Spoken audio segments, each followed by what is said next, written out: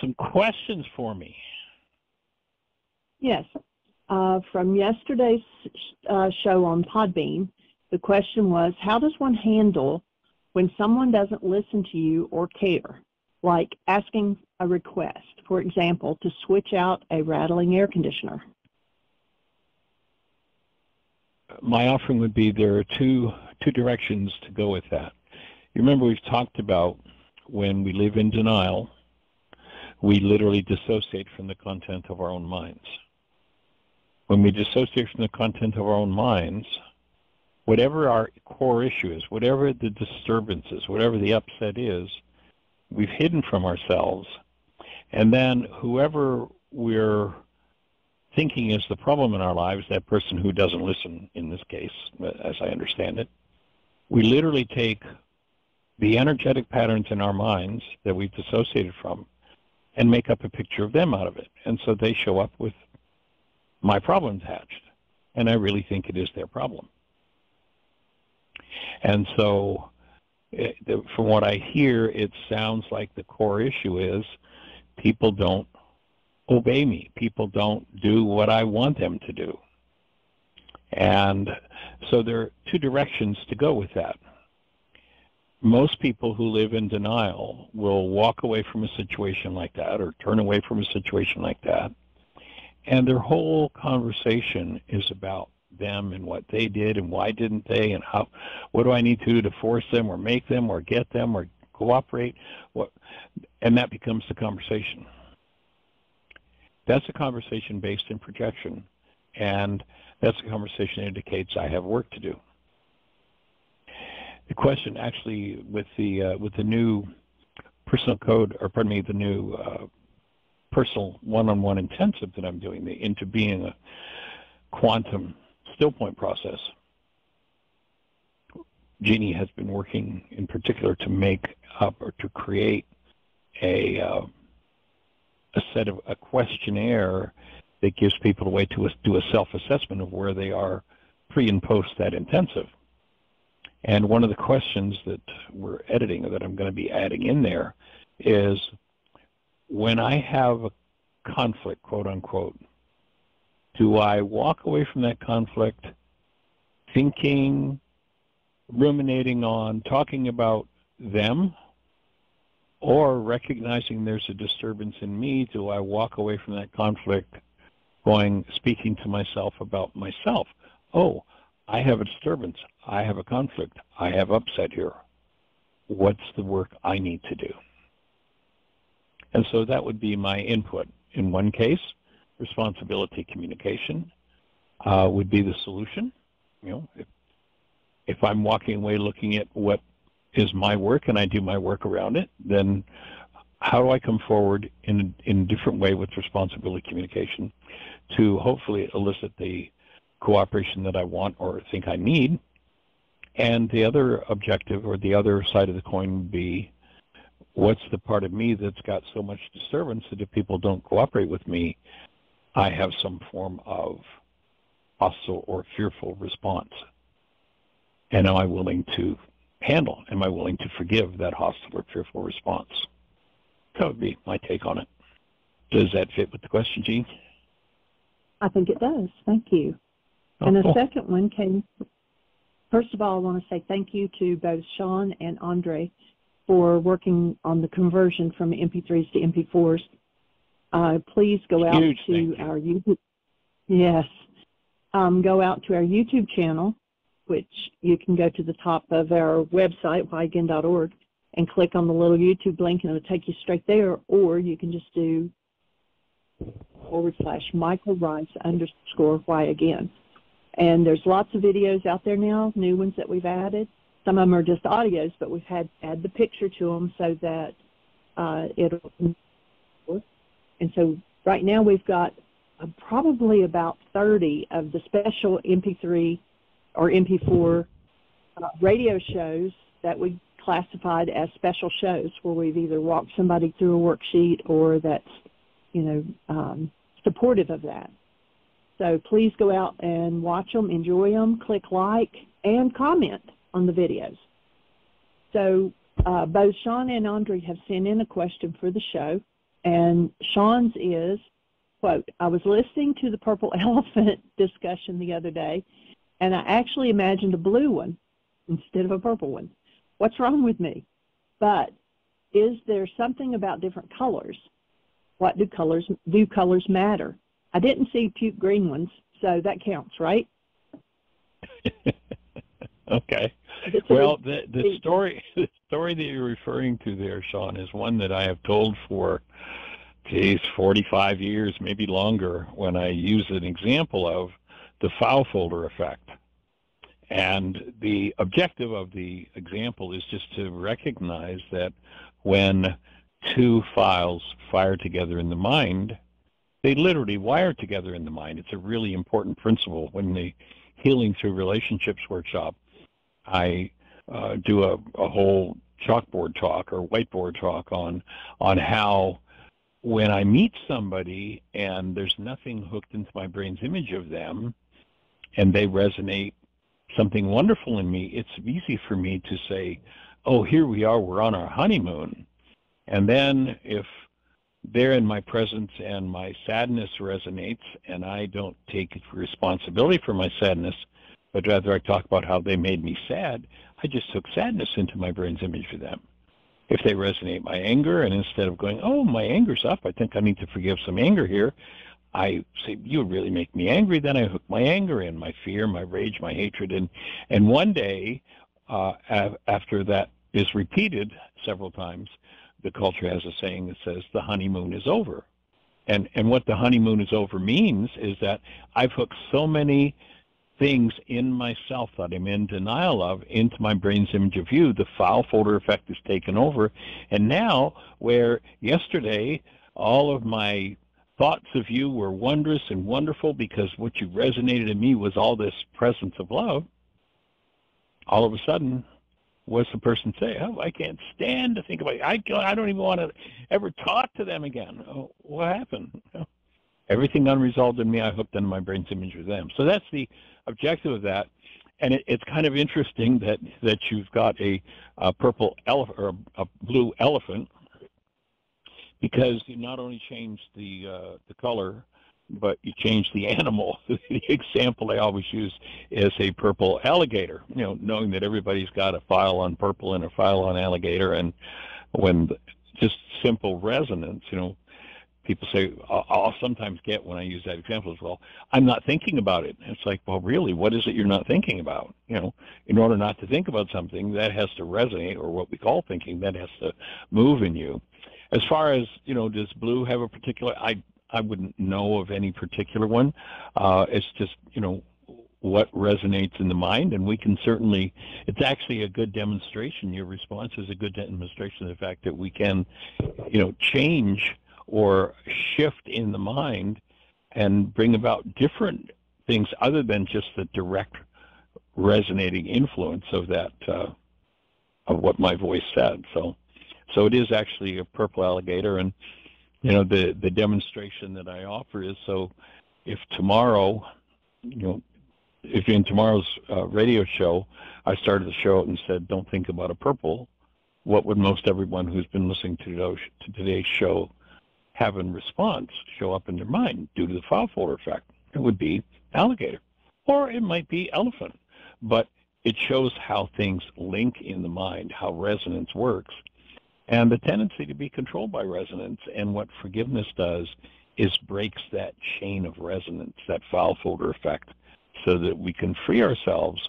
One of the things for me that's become very clear in relationship is the file folder effect rules. People don't know that. It's just about guaranteed that if they've got unresolved hostility, fear, rage, guilt, grief, pain, drama, and trauma, that over time, all of those things are going to be hooked into their brain's image of their partner, and it's going to lead to conflict and problems. Recognizing how that works, I can, if something resonates, let's say Jeannie and I are interacting, and something resonates in me that's, let's say sadness. So rather than hold my breath and think of Jeannie causing me to be sad, if I breathe and choose to forgive as to the sadness that Jeannie has resonated in me, then I create a positive link to, here my partner has uplifted me by giving me another piece of healing, something else that I can process through. And so that will tend to create an upward movement in relationship.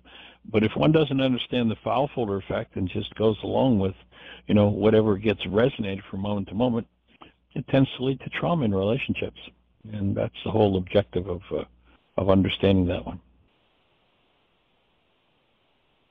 So that would be my response on that one. And you actually have the email I printed off from Andrew. Right, I've just picked it up, yes. So Andrew sent an email. Good morning, mind shifters. Good morning, Andrew. Translated Gospel say that Yeshua was crucified at the place of the skull. The Greek word used is cranion, from which we get the English word cranium. The word is translated Golgotha in Hebrew and Calvary in Latin. Do you know what word was used in Aramaic? What is its translation interpretation? What is your take on the significance of the variance in word usage to describe the crucifixion location, if any, for such a monumental event? And I have no Aramaic answers on that word or that whole idea. I've never thought about the different languages that translate that word differently. However, thank you for the question, because you just opened up a whole new arena for me to investigate and to think about. And this comes, it's interesting, the timing of your question, that it comes on the heels of yesterday's show, where I had an extended conversation with Joe about his 3-day personal intensive. And that intensive starts out, with that intensive, and I think Joe kind of looked at me like, what are you doing here?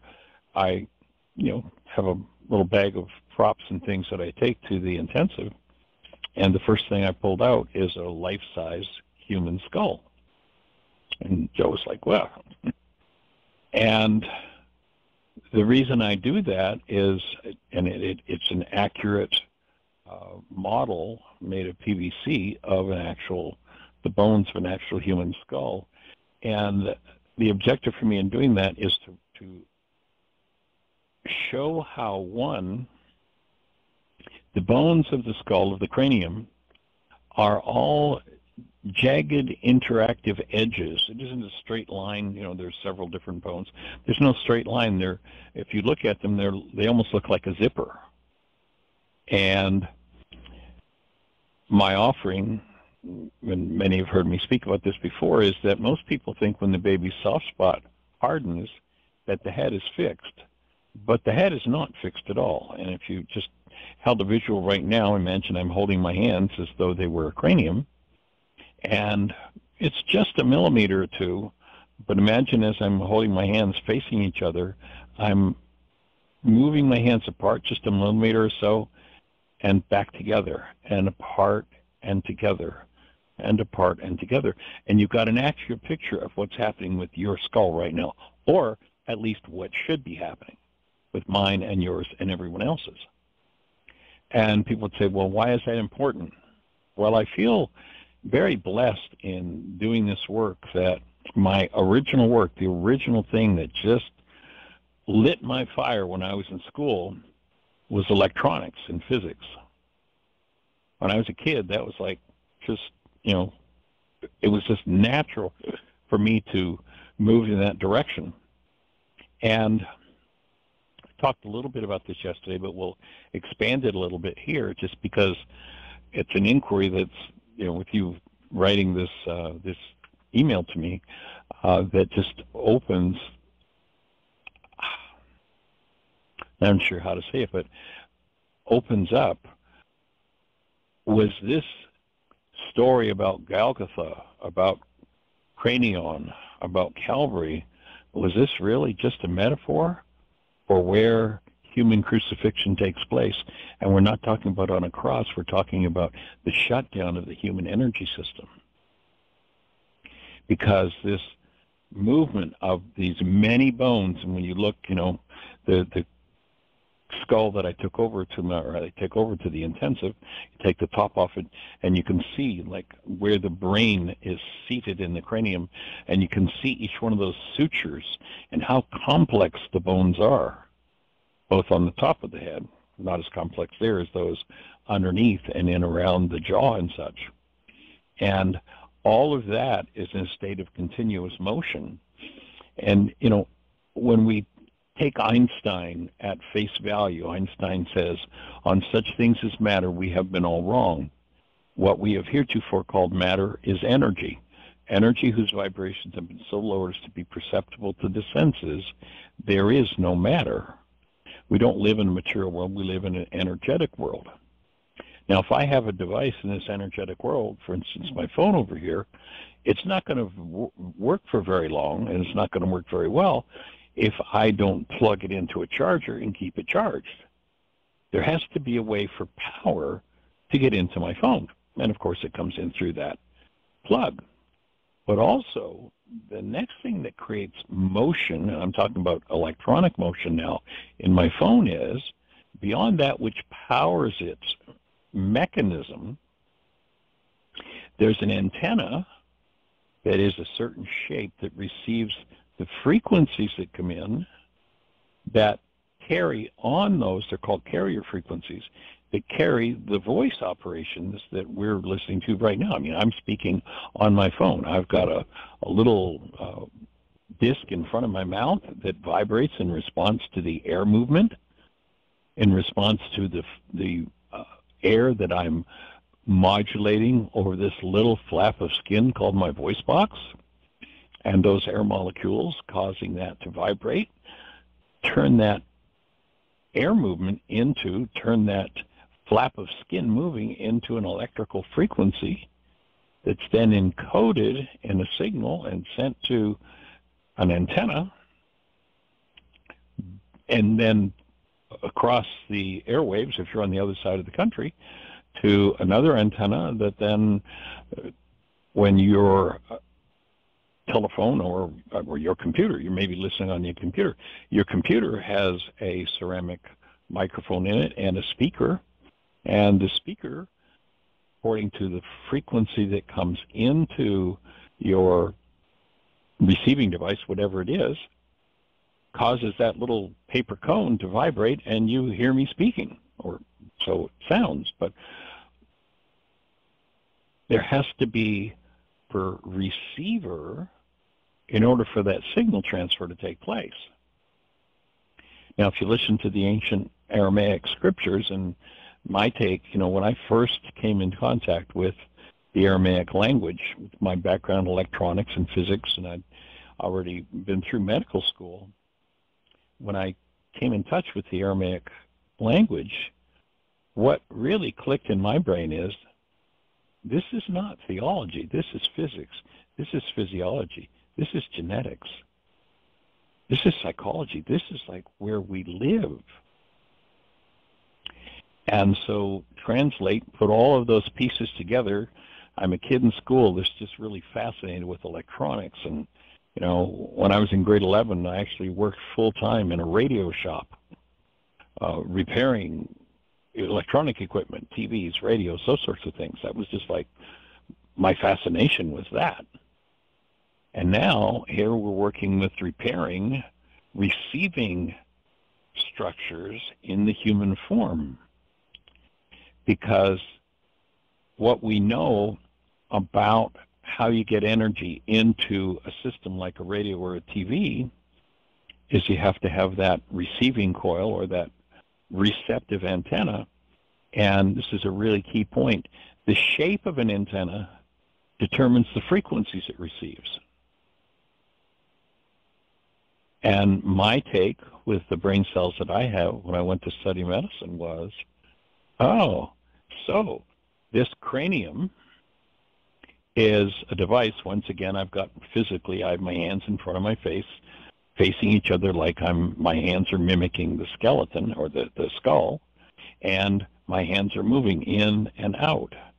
Now, you know, if you listen to Yeshua, he says, You've got to have the eyes to see and the ears to hear. And what we're working to do with this radio show is do our best to transfer the Aramaic understanding of the eyes to see and the ears to hear to everyone who listens, so that you too have the eyes to see and the ears to hear.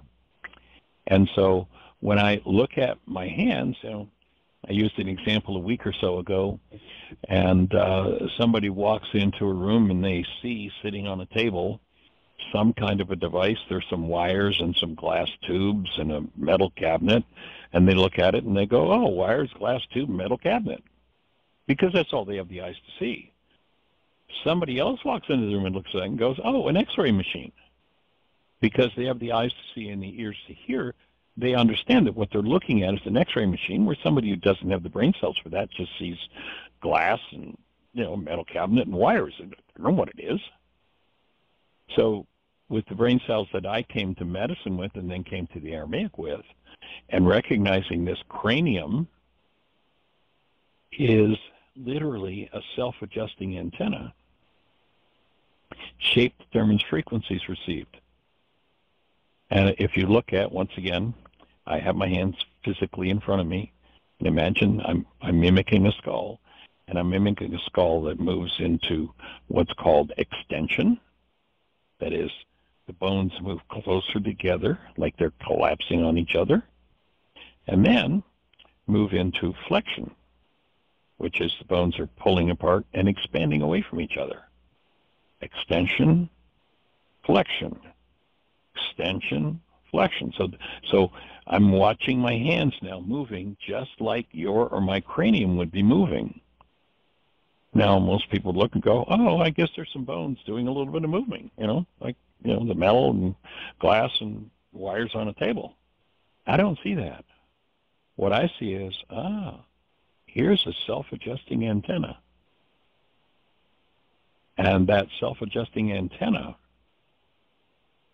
moves through a range of frequencies.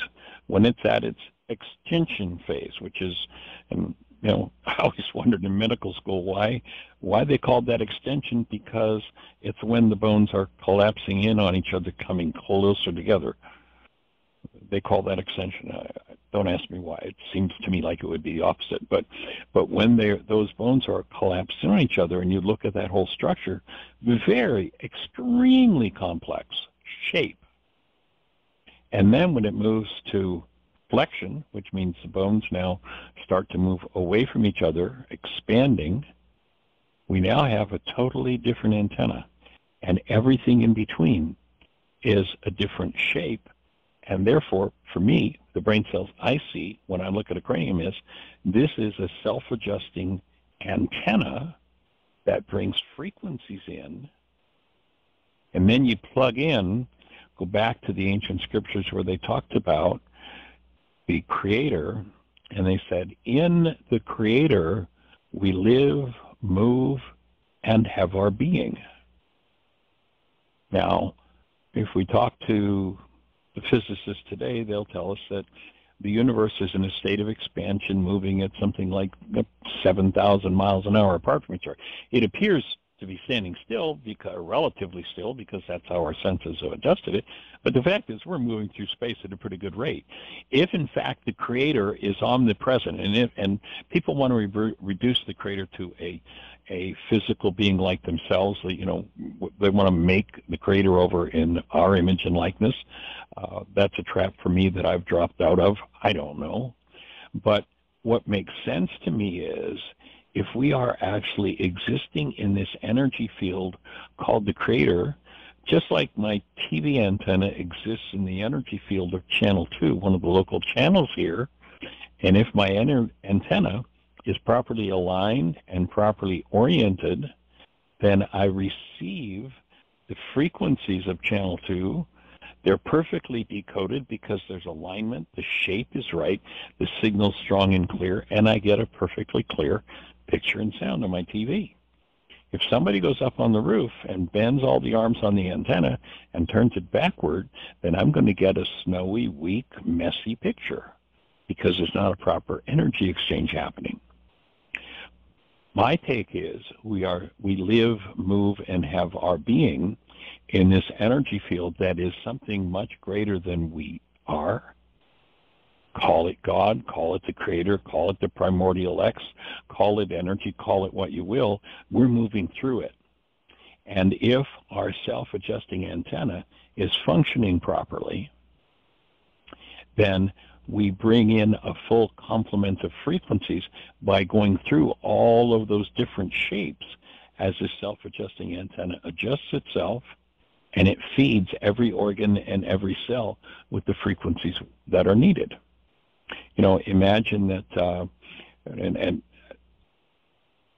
most people in the medical field would probably say this guy is really nuts if they heard this conversation.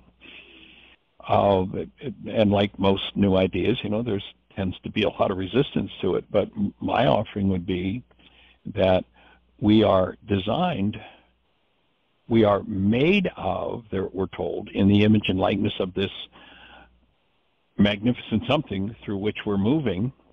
And because of the interaction of those two fields, if we are aligned properly and we are oriented properly, then we literally capture, remembering our definition of the word prayer. Prayer means not to put order into the cosmic gift catalog, but prayer means to set a trap for God, which sounds kind of strange in the English language. What do you mean, set a trap for God? Well, in an energetic world of television sets, we know that my antenna on the roof is a trap for channel 2. It captures the signal, brings it into the device called my TV set, and I get this beautiful picture and sound, unless it's misaligned.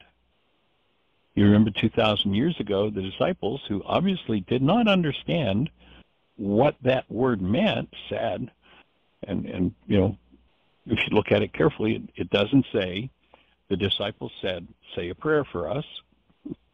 It says, the disciples said, teach us to pray. And what does that mean?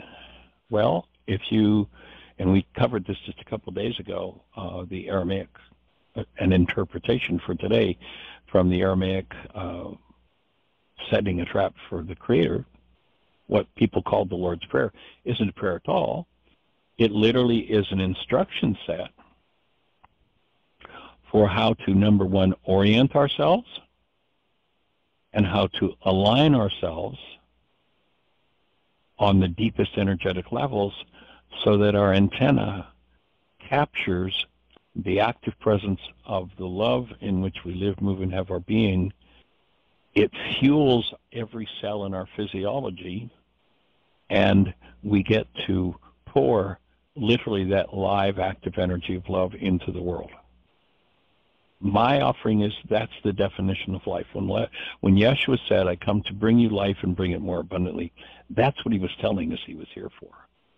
And what they call the Lord's Prayer isn't something, you know, if you listen to him in another occasion, he says, don't repeat and repeat like the pagan, saying this stuff over and over again. Don't stand out there and do this out in the open and say the rote words from your mind over and over again.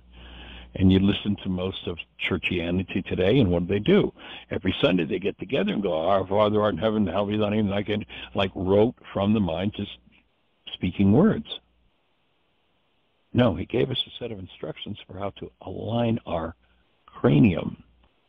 So if let's say, for instance, the parietal bone happens to be, its interaction with the frontal bone, parietal's up in the top, one on each side of your skull, in interaction with the frontal bone, which obviously is the front of your head, if that interaction of those two bones is the shape, the part of the antenna, you know, when you look at the arms of the antenna, those arms are, some are longer, some are shorter. They're tuned so they capture the right frequency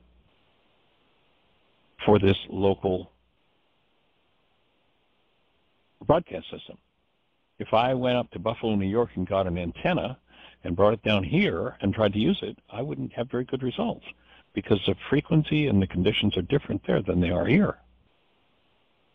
And so if, let's say, the interaction of the frontal bone and the parietal bone are what feed the liver, and at 2, this kid was dropped on their head and those two bones were locked up and their range of motion was, through trauma, was inhibited, then they say, oh, this poor kid's got a liver problem, and they try to x-ray the liver, and they try to treat the liver, and they drug the liver, and they cut the liver, and they do all those things.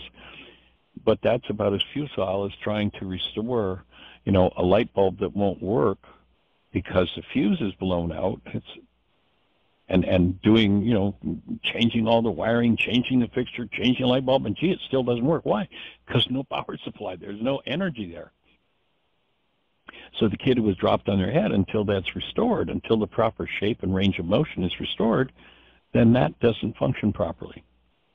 And my take is, and the whole thesis of my 3-day personal one-on-one intensive is that the core of this antenna has been significantly impacted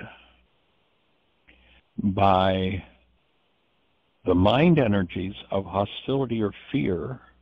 If we go to the opening words in the book of John, where we're told it says, in the beginning was the Word, and the Word became flesh. It doesn't say that at all. It says, in the beginning was the mind energy, and the mind energy became flesh. So my mind energy becomes my physiology. What I choose to align with becomes my physiology. And if I have come up through a genetic family system in a culture of rage and fear and guilt and pain, a culture like, say, for instance, like today's world culture, where in the last 6,000 years we've killed in excess of 2 billion people in war. If I came up in that sort of a thing, what kind of mind energy, what kind of structure do I have? If mind energy literally becomes chemistry and flesh, what kind of structure do I have? And is my place of crucifixion the destruction of the alignment of my cranium and the bones of my spine and pelvis, arms and legs that are the antenna that bring in the frequencies that I'm designed to receive?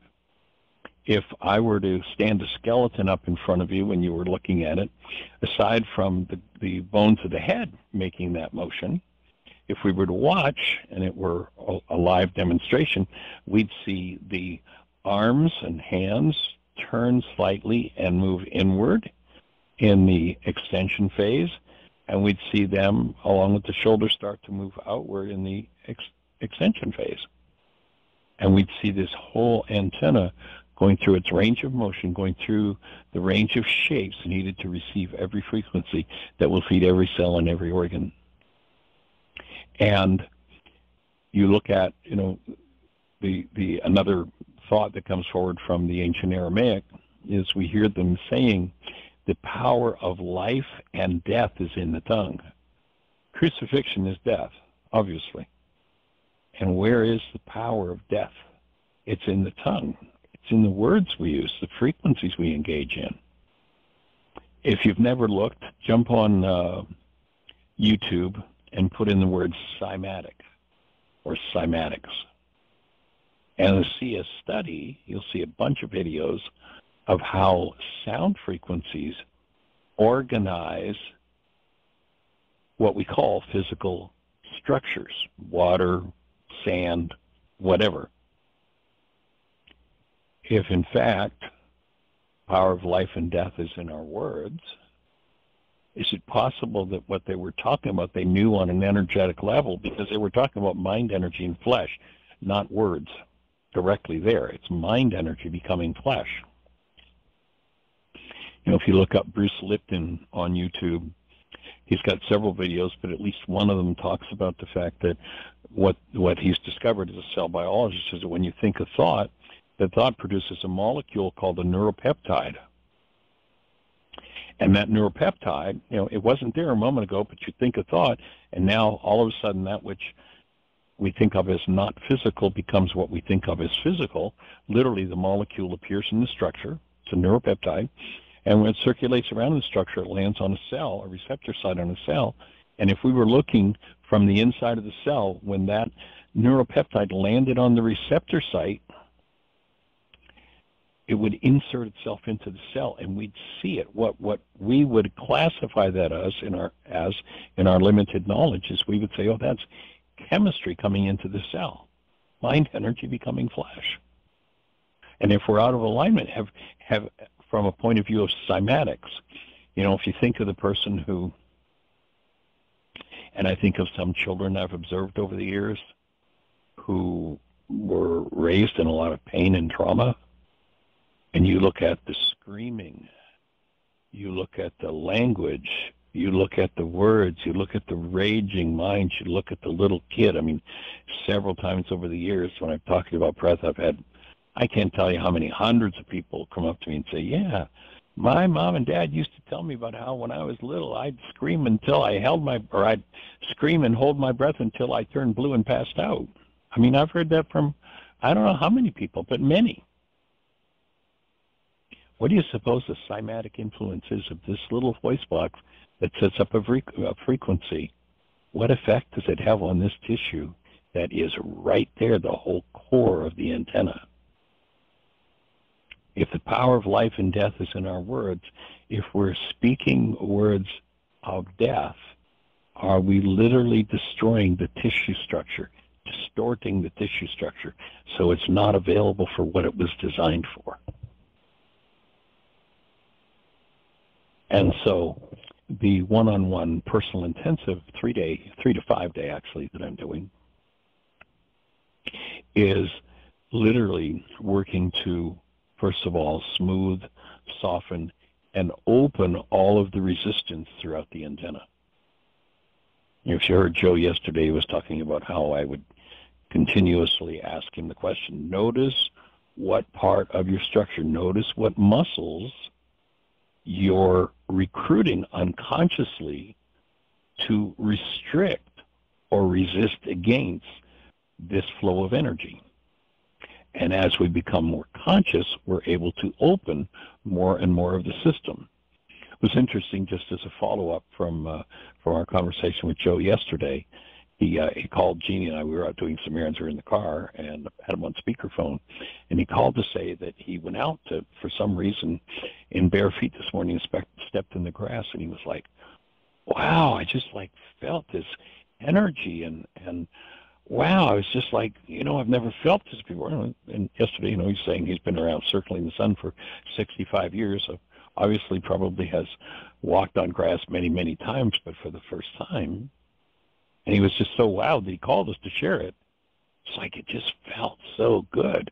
My take is the reason it felt so good, Joe, if you happen to be listening, is because your antenna is more in alignment and able to receive what you're designed to receive, and you're more aware of it, because when we're out of alignment, we don't capture those frequencies. We don't have a place for them to land.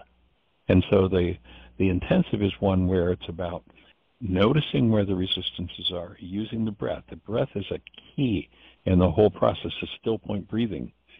And that's something I've worked with and taught for well over 4 decades, and how the still point breath opens physiology. But when you put bringing the antenna back into alignment and have put yourself on notice for where the resistances are and enter into the practice of letting go of the resistance, then a pathway is open for the energy interference on a tissue level of the antenna. All of the crying, raging, screaming, hostility, and fear energy impacts, ways of organizing tissue structure, done properly, it creates a place of egress for those energetic patterns of release and freedom from them, and mobilizes the core of the antenna to put it back on track for proper reception. And so, again, the fact that you asked this question, and I've never thought of, Golgotha, Calvary, and cranium from the Greek as being the place of crucifixion. But it is in most human beings, because we don't have a clue what we're doing to ourselves, the place where we bring in the frequencies of death. You go back to the ancient Aramaic, and it says that with man, like, we weren't designed for death. It is with man death began. We made the whole process up. We're not designed for it.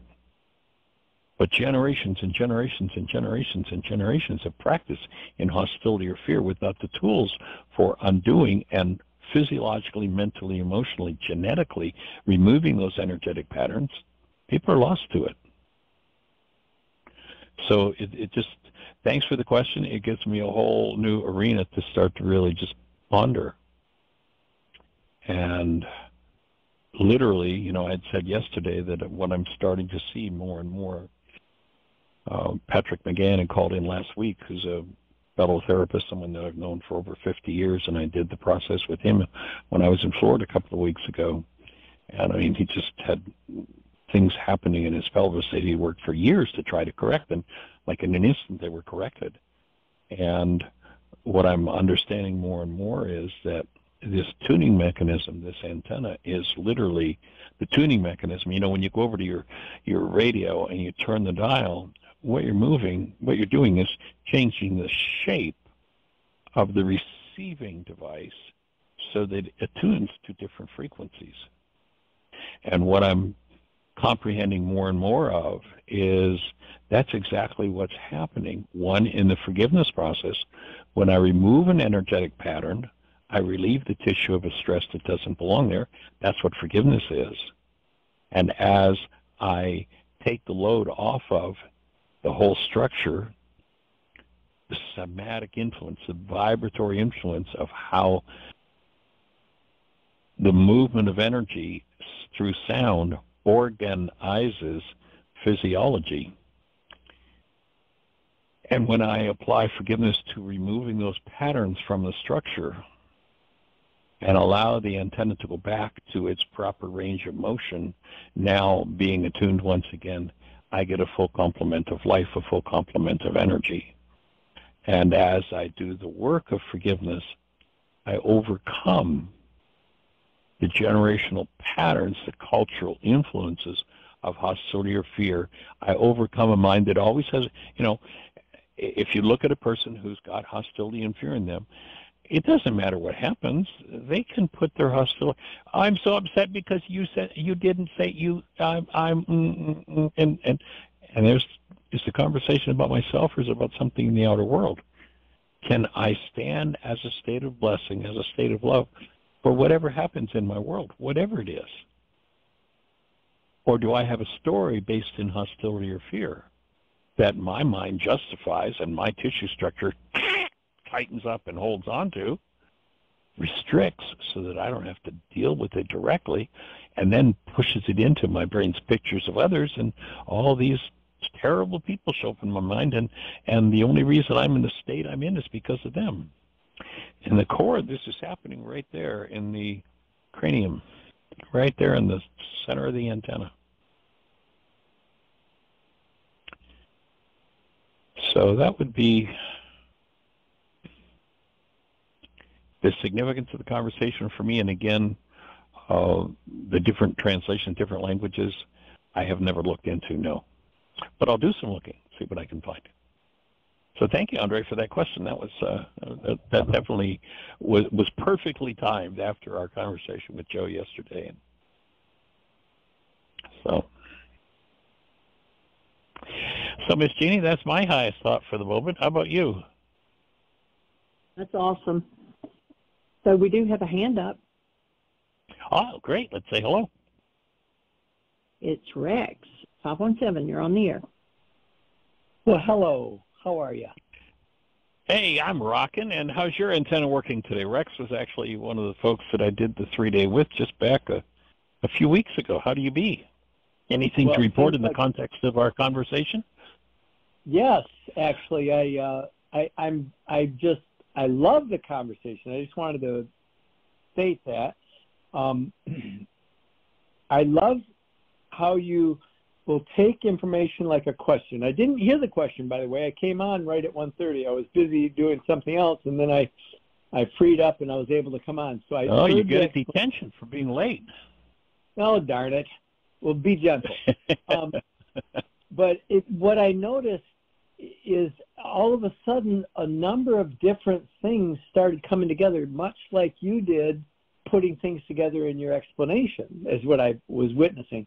But I realized I have heard associations. I always wondered about the cross. You know, I thought, well, here we are using this in so many different symbolism, you know, with many different forms of symbolism it's used with. And crucifixion is one of them, and others, you know, and I always wondered, what is the fascination about the cross? Well, then I started hearing other information about it. And then with you saying what you just said, what I was just imagining, Michael, is, okay, so let's, it makes sense. Some things just make sense. You know what I mean? It all fits where we live. It's physics. Yes. And so imagine the body would be the symbol of that, like you were just explaining. The arms are the cross going out. Well, where is the center? The center would be approximated at the heart level. And so I was tying that in. I went, wait a minute. Wow. And where would be the center of our consciousness? I've heard people refer to, there's a place in the heart, an actual chamber where the consciousness exists.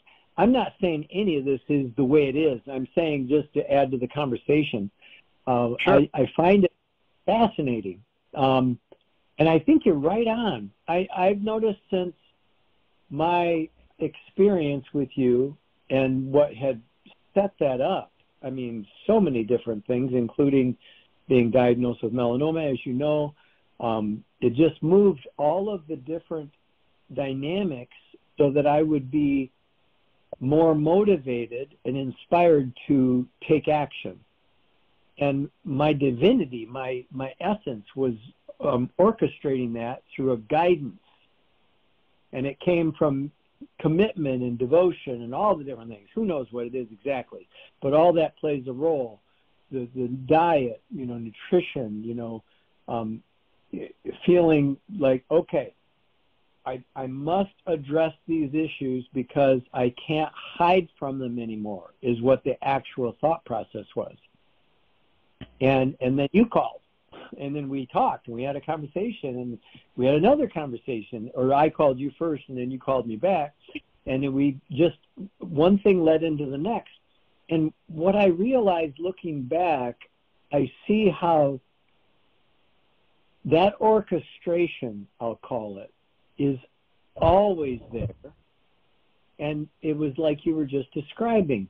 When the different antenna and the movement of the antenna, the flexibility and the ability to intuit and hear properly and then interpret properly is all determined by, well, I don't want to say all, but it's determined by a number of factors, one of them, the main one being the antenna. And as I went through that process with you, and I still continue to feel changes happening, it's an ongoing thing. Yeah, and it'll go on for months. And it is, and I think it could continue who knows how long, right? And to articulate what... Go ahead. Go ahead. Well, I was going to say, if you were to articulate what those changes are, how would you articulate them? What are you seeing since that session back? I am witnessing. I am spending more time being aware as a witness of my life versus thinking I'm living my life as a body. Mm-hmm. And that's been very... The thinker apart from the thought, the feeler apart from the feelings, the actor apart from the actions. Yes. Yep. Yeah. And that would be my description of waking up. Well, exactly. And in the waking up, I'm also noticing if I'm having a conversation with someone, my work, most people know on the program, what I do, but I do coaching and mentoring and support people in revealing to themselves who they are more directly and helping them to connect more deeply with that. And my experience is it's as if I'm feeling, it's not even that. I find myself in situations and places, where a lady from Utah who was important and was looking for something specific sought me out through a number of different things happening with her own experience in her body. And she wasn't even seeking me out. She was seeking answers for something. And then all of a sudden, boom, we're sitting in front of each other and we're having a conversation. And the next thing we know, we're working together. And that was from Utah. She flew into Michigan and came to a specific place where I was. And it wasn't personal. It was the divine orchestrating it. And so that's one example I've noticed. The other is when I'm sitting with someone and having that conversation about, hey, what's happening, I've noticed there is a substantial enhancement of my ability to know what to say and know what to offer to support what they're looking for and what they really want to accomplish. Those are just some of the things I'm noticing. My relationships, for me, from my perspective, feel better. And unless I'm deep in a process of, having something really be triggered, I feel happier. I feel pleased with living. That's that's what I would say at this point. Sweet. Well, to me, that's part of, getting to a state of alignment where there's a thing in the medical world called positional release. And if someone has an accident and their antenna, let's say they've just rolled down a hill and their antenna's in a certain shape and an injury occurs while they're in this particular posture, oftentimes the most immediate way to get the energy of that injury, which was locked into tissue the minute the antenna changed shape, is to put somebody back into that position. And that allows for the egress of that energy. And by moving the antenna back through some of those places where we've done the drama and trauma game, the tissue structure is able to just let loose of what otherwise would take years to uncover and forgive. Awesome and wonderful. There, again, things are being resonated. One of the things that we've been very in harmony with, and Mitzi has recommended Dan Krebs, our chiropractor. He's just a brilliant naturopath healer, but his license is in chiropractic. But he is just amazing, and he has made a point that he always invites a newborn, the mother and the father of the newborn, to come in to get their own adjustments and to get the body adjusted, but especially to work on the newborn and to allow that. My take, I've not witnessed it, but I've had Mitzi share with me what it looks like, and he just very gently, ever so lovingly, gently manipulates and moves the cranium, and allows it. In my senses, with what you're talking about and what I'm hearing and what I'm experiencing, is that that's allowing that antenna to come back into any kind of the shape that it's optimal, because it's still very mobile, and it can get locked in through the birth, coming through the birth canal. Yeah, I actually have a very sweet picture of my granddaughter, who's now 18 months, but we were there a month after she was born, and we're sitting out in the backyard and doing exactly that, just opening the space for any trauma that came in through her birth to be released. And it's just one of my favorite pictures with her.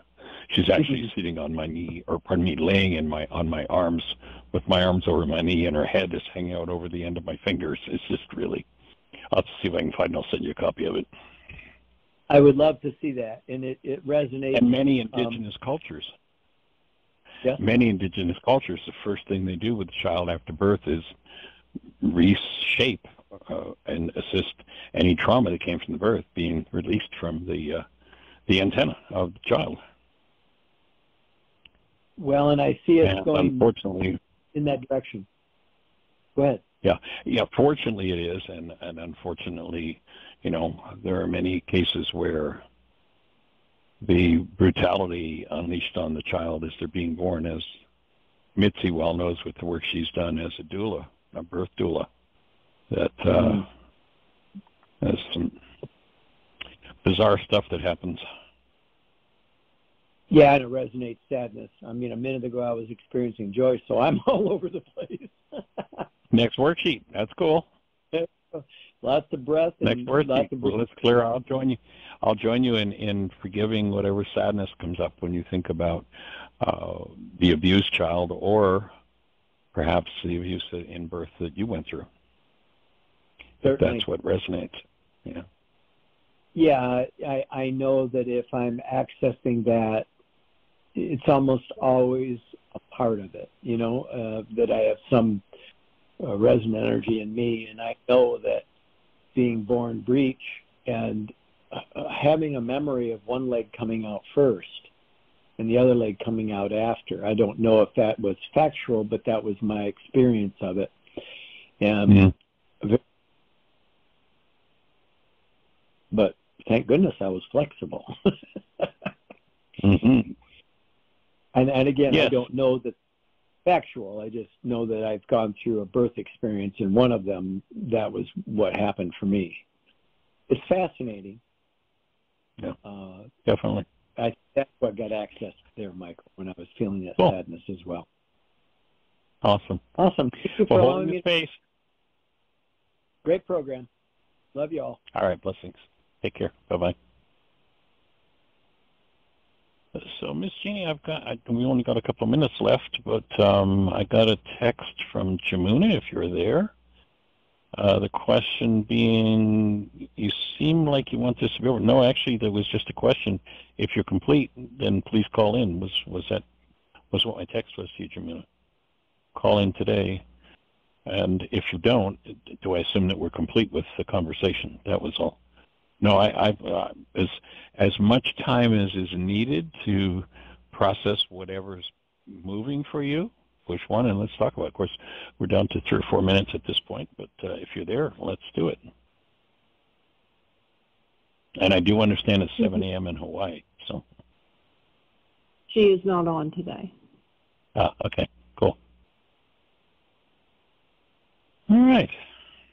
Well, we're down to about a minute and a half. 90 seconds. So I'm going to just ask everybody to take a breath with us and imagine, let yourself feel as you take a breath. Allow your whole breathing mechanism to operate. And actually, your breathing mechanism, when you really pay attention to it, goes all the way down to the core of the antenna, the pelvis, and all the way up to the opposite end of the core, which is into the skull. It's interesting, there's this phase in utero where the pelvis actually sits right on the bottom of the skull, and then the spine grows into place. So the two, the pelvis and the base of the cranium, are literally resonating energy cavities, energy chambers. So when we understand the energy patterns of our own structure and can look for the places where there's resistance. Remember, in Aramaic, the word Satan means the resistor, one who misleads. And when one is in resistance to the movement of energy, they'll tend to stick into whatever the energy is that's held in tissue from the past and be informed by that energy, and will think that what the mind is portraying is what's actually happening in the world, when really it's just what's actually moving within ourselves. And that's the place for forgiveness. And of course, when one lives in that state of tension, at tension, what happens to the musculature is it closes, tightens up, restricts circulation. We talked yesterday about Sarno, a 5% lack of oxygen creates excruciating pain in the cell. That at tension, resistance, Satan, quite literally in Aramaic, needs to be let go of, needs to be breathed through. There's where the avacyn comes in, because its superpower is loosening up the crusted parts of the circulatory system and enhancing the delivery of oxygen, nutrition, enzymes, other blood factors to the cell, and the removal of waste from the cell. So it all ties together, and there's where, I've shared on the show before where I'm seeing that the avicin is literally a form of physiological forgiveness. That is the removal of energies that don't belong. So interesting how it all ties together. Holding the space, everybody, to have the best year yet of your eternal life. Thanks